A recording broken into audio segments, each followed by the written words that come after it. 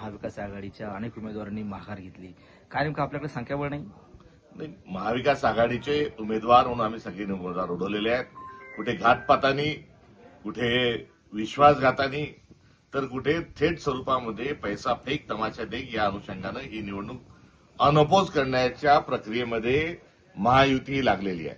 महायुतीच्या अंतर्गत असणारी जी धुसफूस आहे हिचा केव्हाही स्फोट होऊ शकतो, म्हणून विरोधात कोणीच ठेवायचं नाही अशा स्वरूपाची एकंदरीत व्यूहरचना ही सत्ताधाऱ्यांनी आणि विशेष करून भारतीय जनता पक्षाने केली असल्याचं आढळून येते. मुळात हे सिलेक्टिव्ह मतदार आहे, ही काही सार्वत्रिक निवडणूक नाही. आणि मुळात या निवडणुकीमध्ये निवडून आलेला माणूस हा प्रचंड मोठ्या प्रमाणात पैसा खर्च करून निवडून आलेला आहे. त्यामुळे स्थानिक स्वराज्य संस्थांच्या निवडणुकीमध्ये लोकशाही मूल्य गुंडाळून ठेवत असताना जो घोडेबाजार झाला, जो तमाशा चालला, जो विड्रॉलचे जे नाटकं झाले, प्रत्येक मतदाराला पैसे देण्याचं जे काम झालं, त्यातून हा मतदार निर्माण झालेला आहे. आणि त्याहीपेक्षा विचित्र नवे तर विकृत पद्धतीने या निवडणुकीला महायुती सामोरे जात आहेत. त्यामुळे या निवडणुकीत वारेमाप पैसा हा खर्च होणार आहे आणि तो पैसा मतदारांना, सदस्यांना देण्याच्या ऐवजी हा विरोधात असणारे उमेदवार तुम्हीच पैसे घ्या आणि खाली बसा अशा प्रकारची अत्यंत विकृत आणि दुसऱ्या बाजूला हास्यास्पद अशा स्वरूपाची व्यूहरचना भारतीय जनता पक्षाने केलेली असल्याचं आढळून येतं. ते थेट स्वरूपामध्ये महायुतीच्या उमेदवारांना पैशाच्या ऑफर्स देत आहेत, स्थानिक तिथल्या नेते मंडळींना पैशाच्या ऑफर देत आहेत आणि म्हणतात की सदस्यांना कशाला द्यायची, आपण वाटून घेऊ. म्हणजे हमाम में सब नंगे अशा प्रकारची भारतीय जनता पक्षाची ही आता लोकशाहीच्या अनुषंगानं असणारी ही भूमिका आहे. हा त्यांचा असणारा या संदर्भातला अप्रोच आहे.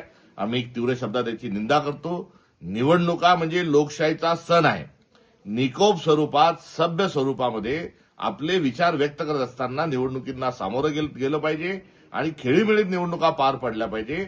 हे भारतातल्या लोकशाहीचं आणि निवडणुकाचं वैशिष्ट्य आहे. मात्र भारतीय जनता पक्ष वैशिष्ट्य गुंडाळून ठेवत असताना सत्तेची हाव आणि पराकोटीची सत्तेची असणारी जी हवस आहे त्यातून हा मदमस्तपणा हा भारतीय जनता पक्षाला आलेला आहे आणि त्याचे सर्व एकंदरीत पडसाद हे महाराष्ट्राच्या राजकारणात उमटलेले असल्याचे आपल्याला आढळून येत आहेत. एवढी सत्ता आहे तरी अजून ही असणारी वृत्ती या निवडणुकीच्या अनुषंगाने सामोरे येत आहे. माझी होत असणारे विड्रॉल असतील किंवा चालू असलेला घोडेबाजार असेल, या निमित्तानं एवढंच सांगायचंय की लोकशाहीचा हा एक काळा जो पर्व आहे तो सुरू आहे आणि या पर्वातून बाहेर निघण्याकरता सर्वांनी लोकशाही मूल्याचं जतन करत असताना आगामी काळात आपण निकोप अशा निवडणुका हव्यात. यासाठी नागरिकांनी आता प्रत्यक्ष हे रस्त्यावर उतरलं पाहिजे. निवडणूक आयोग फ्री अँड फेअर इलेक्शन करत नाही. निवडणूक आयोग आणि भारतीय जनता पक्ष हीच सर्वात मोठी जी युती आहे, त्या युतीतून असं पाशवी बहुमताकडे आता सरकार जात असल्याचं आढळून येतं. दादा, मंत्री चंद्रशेखर बावनकुळे म्हणतात की काँग्रेसनं आपलं संख्याबळ बघता निवडणुकीतून माघार घ्यावी आणि बिनविरोध निवडणूक होऊ द्यावी. कसं पाहता त्यांच्या विधानाकडे? बिनविरोध का निवडणूक होऊ द्यावी? आम्ही आपल्या मतांच्या विरोधात आहोत, आपल्या राजकीय विचारांच्या विरोधात आहोत. आपलं सरकार भ्रष्टाचारी आहे आणि या सगळ्या वैचारिक आणि आपल्या असणाऱ्या भ्रष्टाचाराच्या आणि महाराष्ट्राची आतापर्यंत आता सध्या जी खालावलेली जी परिस्थिती आहे त्या सर्व क्षेत्रातील सर्व जे आज रोजी या सरकारमुळे परेशान आहे, या सर्वांच्या विरोधात आम्ही आहोत आणि त्या अनुषंगाने आम्ही निवडणुकीला सामोरं जात आहोत. सदस्य जास्ती असणं कमी असण्याचा काय संबंध आला? अहो, 84 साली तुमचे 2च खासदार लोकसभेमध्ये निवडून गेले होते, त्यावेळेस आम्ही असं म्हटलं नाही. तर आता तुम्ही जर असं म्हणताय तर त्याचा अर्थ काय? त्याचा स्पष्ट आहे की तुम्हाला लोकशाही ही गुंडाळून ठेवायची आहे आणि तुम्हाला आता नॉमिनेशन सिस्टीम चालू करायची आहे, इलेक्शन सिस्टम तुम्हाला रद्दबदल ठरवायची आहे.